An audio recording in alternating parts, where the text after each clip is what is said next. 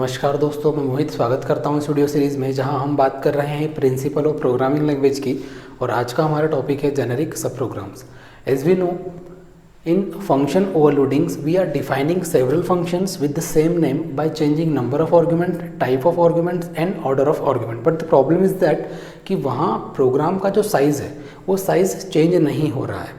अगर हम एक नॉर्मल प्रोग्राम के अंदर कंपेयर करें ओवरलोडेड सब प्रोग्राम्स को, तो वहाँ पर दोनों के प्रोग्राम के जो साइज़ है उनमें कोई भी डिफरेंस नहीं आ रहा है। प्रोग्राम का साइज़ इन द सेंस दोनों के लेंथ के अंदर कोई भी डिफरेंस नहीं आ रहा है। फॉर एग्जांपल, अगर मैं एक प्रोग्राम लिखूँ जिसमें हम बात करें कि void foo integer A integer B, functions की कुछ डेफिनेशंस होगी। सेकंड में सब प्रोग्राम्स डिक्लेयर कर रहा हूँ फू फ्लोट एक्स फ्लोट वाई, और इसके भी कुछ डेफिनेशन हैं। और हम बात कर रहे हैं मेन प्रोग्राम की।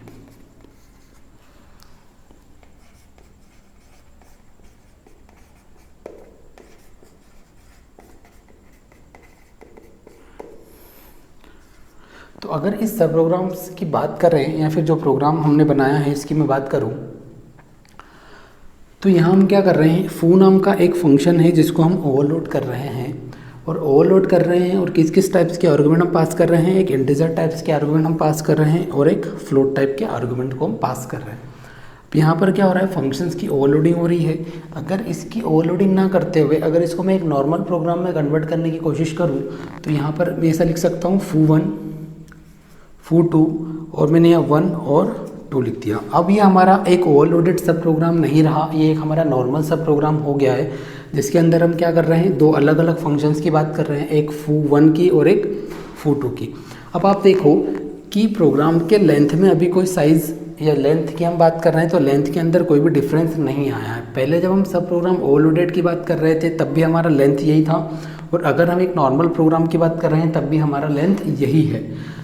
तो सर फिर ओवरलोडिंग का कॉन्सेप्ट क्यों पढ़ा हमने? तो जैसे मैंने कल भी आपको बताया था कि ओवरलोडिंग का कॉन्सेप्ट हम इसलिए पढ़ रहे हैं क्योंकि ओवरलोडिंग के थ्रू हम क्या कर रहे हैं, फंक्शंस की फंक्शनैलिटी को केवल एक्सटेंड कर रहे हैं, उसके अलावा हम कुछ भी नहीं कर रहे हैं।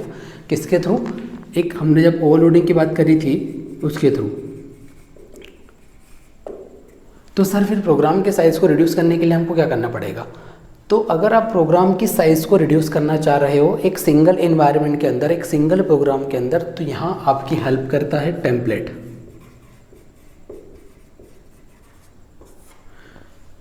तो टेम्पलेट क्या करता है, टेम्पलेट एक सिंगल सब प्रोग्राम्स क्रिएट करता है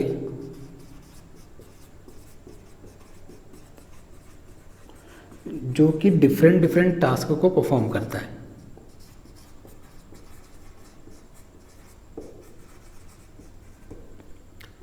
यहाँ हम क्या कर रहे थे, हम अलग अलग टास्क के लिए अलग अलग फंक्शंस या अलग अलग सब प्रोग्राम बना रहे थे, लेकिन अब हमको यहाँ टेम्पलेट में क्या करना है, हमको एक सिंगल सब प्रोग्राम बनाना है जो कि डिफरेंट टास्क को क्या करेगा, परफॉर्म करेगा।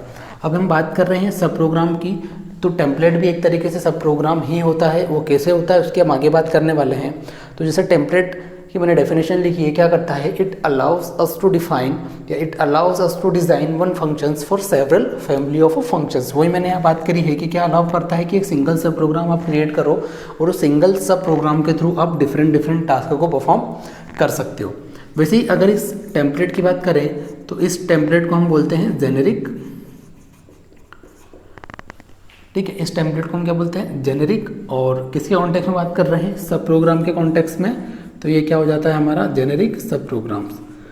तो सर जेनेरिक क्यों बोलते हैं? तो जेनेरिक इसलिए बोलते हैं जैसे कि अगर हम एक जनरल स्टोर पे जाते हैं तो जनरल स्टोर पे क्या होता है कि हमको एक ही स्टोर पर डिफरेंट आइटम्स मिल जाते हैं, फिर डिफरेंट हमको प्रोडक्ट मिल जाते हैं। सेम एज यहाँ पर भी यही हो रहा है कि हम क्या कर रहे हैं, एक सिंगल सब प्रोग्राम क्रिएट कर रहे हैं और उसके अंदर हम क्या कर रहे हैं, डिफरेंट टास्क को परफॉर्म कर रहे हैं। मतलब अगर हम एक जनरल स्टोर की बात करें तो वहाँ क्या हो रहा है, single store with different kind of items, और यहाँ पर क्या हो रहा है, सिंगल सब प्रोग्राम्स विद डिफरेंट टास्क। अब हम बात करते हैं कि जो हमारा जेनेरिक सब प्रोग्राम है या फिर टेम्पलेट जो है ये काम कैसे करता है। तो इसके काम को समझने के लिए सबसे पहले हमें इसका सिंटैक्स देखना पड़ेगा कि इसका जो सिंटैक्स होता है वो क्या होता है। तो इसके सिंटेक्स में अगर हम बात करें तो सबसे पहले होता है इसका टेम्पलेट कीवर्ड, उसके बाद में आता है क्लास और एक आर्गुमेंट। ये जो टी होता है, इस टी को हम बोलते हैं प्लेस होल्डर। इसको प्लेस होल्डर इसलिए बोलते हैं क्योंकि it is dependent on user sending argument. मतलब ये जो टी का टाइप होता है ये यूज़र अकॉर्डिंग होता है। यूज़र जो भी इसका टाइप देना चाहता है, लाइक वो इंटीजर दे सकता है, वो फ्लोट दे सकता है, वो कैरेक्टर दे सकता है एंड सो ऑन। जितने भी डेटा टाइप्स होते हैं उन डेटा टाइप्स में से ये यूज़र जो भी देना चाहता है वो टी का टाइप वो उसके अकॉर्डिंग दे सकता है। और इसीलिए इसका नाम रखा है हमने क्या, प्लेस होल्डर। मतलब कि इस प्लेस पर वो वैल्यू आएगी जो यूज़र सेंड करेगा। उसके बाद आगे की बात करें तो यहाँ पर आता है return type, function name and argument, और यहाँ पे आता है बॉडी ऑफ फंक्शन। तो देखो, अगर इस टेम्पलेट वाली लाइन को हटा दें तो ये जो हमारा बचा हुआ पोर्शन होता है ये हमारा पोर्शन का है फंक्शन डेफिनेशन का।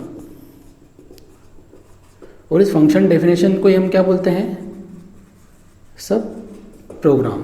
तो इस सब प्रोग्राम के अंदर हमने क्या ऐड कर दिया, टेम्पलेट। और टेम्पलेट ही क्या होता है हमारा, जेनेरिक। तो इसलिए इसका नाम रखा गया क्या, जेनेरिक सब प्रोग्राम्स। तो हम इसे हमारा जो ओवरलोडिंग वाला प्रोग्राम था उसके अकॉर्डिंग इसको समझने की कोशिश करते हैं। तो जैसे हमने सबसे पहले लिखा क्या, टेम्पलेट, टेम्पलेट के बाद क्लास, और क्या लिखा हमने, टी। ये तो पूरा सेम ही होने वाला है। उसके बाद हमारा रिटर्न टाइप, फंक्शन नेम और आर्गुमेंट है। तो सबसे पहले हम फंक्शंस का नाम लिख लेते हैं। तो अभी फंक्शंस का नाम हमने क्या रखा हुआ है, फू रखा हुआ है। और आर्गुमेंट हम क्या देना चाह रहे हैं, आर्गुमेंट हमारे पास में दो तरीके के आर्गुमेंट हमको सेंड करना है, एक होगा x और एक होगा y। देखो इतना तो कर लिया। अब बात करते हैं रिटर्न टाइप की, और जो आर्गुमेंट हम सेंड कर रहे हैं उनका टाइप क्या होने वाला है। देखो अभी यहाँ पर क्या हो रहा था कि जब हम 3 दे रहे थे तो 3 वाली वैल्यू और 2 वाली वैल्यू किस में जा रही थी, इंटीजर टाइप के डेटा टाइप में जा रही थी। और जब हम फ्लोट वाली वैल्यू की बात कर रहे थे तो ये फ्लोट वाले डेटा टाइप की वैल्यू के अंदर जा रही थी। तो अब यहाँ पर क्या करें सर कि हम इंटीजर जब देंगे तो यहाँ पर आ जाए, या फ्लोट देंगे तो जब आ जाए। तो अभी मैंने यहाँ पर क्या लिखा है कि ये किस पर डिपेंडेंट है, यूज़र पर। और यूज़र पर डिपेंडेंट कौन है, टी। तो इस टी का जो टाइप होगा वही इसका क्या होगा, रिटर्न टाइप होगा। तो इसलिए हमने यहाँ पे क्या लिखा हुआ है, टी। अब ये दोनों वैल्यू भी किस पर डिपेंडेंट है, यूज़र पर डिपेंडेंट है। इसलिए इन दोनों का भी क्या ही होने वाला है, डेटा टाइप्स टी। तो ये टी जो होगा ये यूज़र अकॉर्डिंग होगा कि यूज़र जिस भी तरीके के आर्गुमेंट पास करेगा उसका जो टाइप्स होगा वो क्या हो जाएगा, चेंज हो जाएगा। और सेम एज हम जो बॉडी दे रहे थे वो आपको देना है। और मेन जो होगा हमारा उसमें CLR, SCR, और अगर हम लिखें cout sum of integer equal to, हमने क्या रखा, फू 2 and 3 एंड एल। और cout float sum equal to